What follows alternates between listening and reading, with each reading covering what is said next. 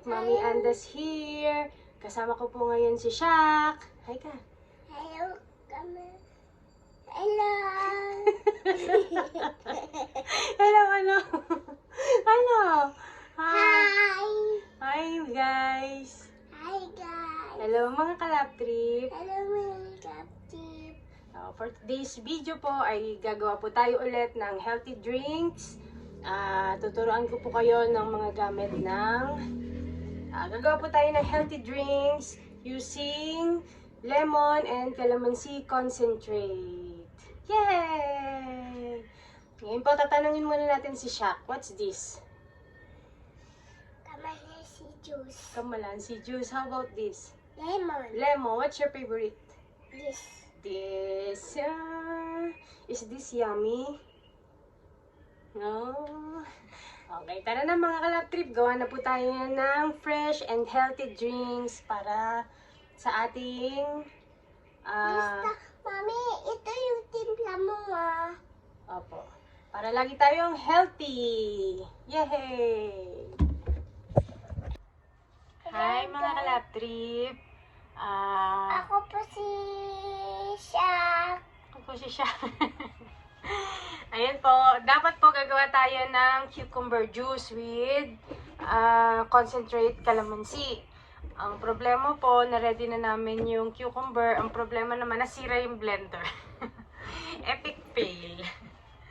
So, yun po.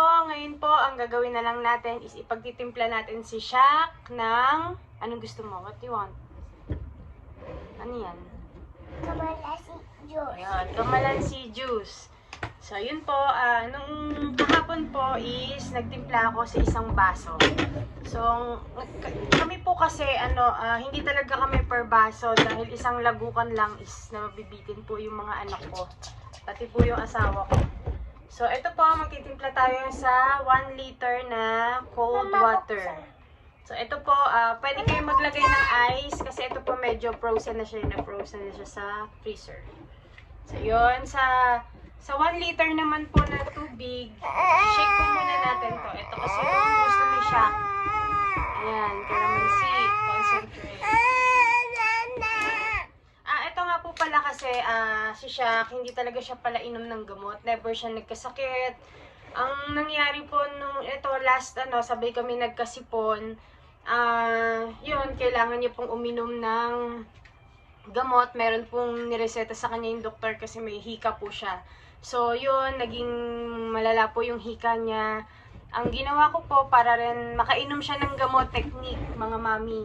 Kasi siya never talaga siyang umiinom ng gamot kasi hindi nga po siya nagkakasakit nito lang nung nagsabay kami last week.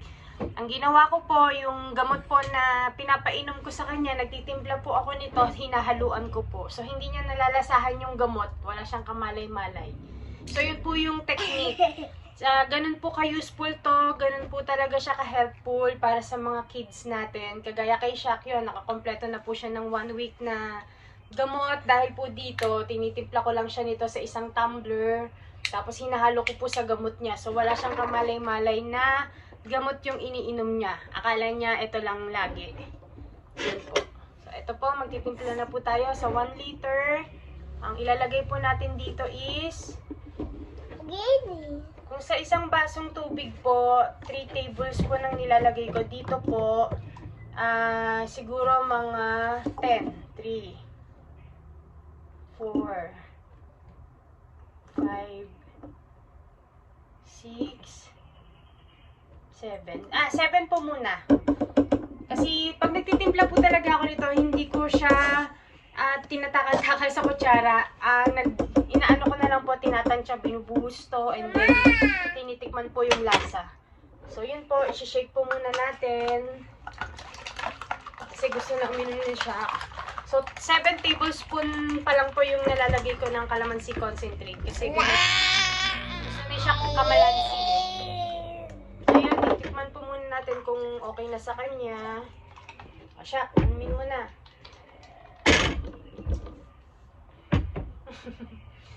Ayan. Inom mo, dali. Ayan po yung katunayan na talagang gustong-gusto po niya yung Lap Trip concentrate natin. Ngayon po, ang bet niya is calamansi concentrate eh. Nung may sakit naman po siya, lemon naman po yung tinitimpla ko sa kanya. Ano masasabi mo? Thank you. Thank you. Masarap ba, baby? Yan po. 3 years old po si Shaq. So, wala pong batang nagsisinungaling at wala pong batang natuturuan.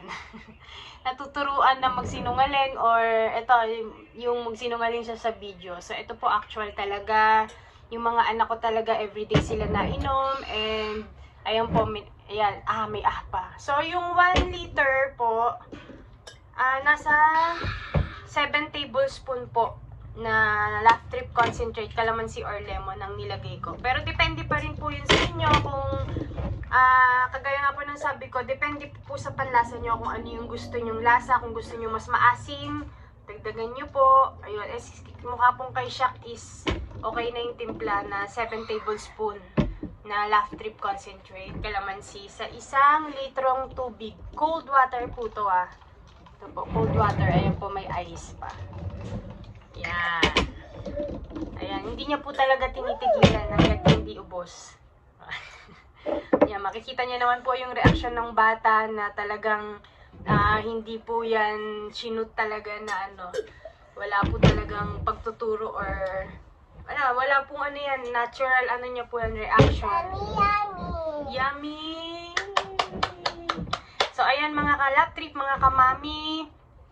I-try nyo na po sa mga anak nyo, sa mga baby nyo. Promise po, talagang kagaya po ni Shaq at ng mga anak ko.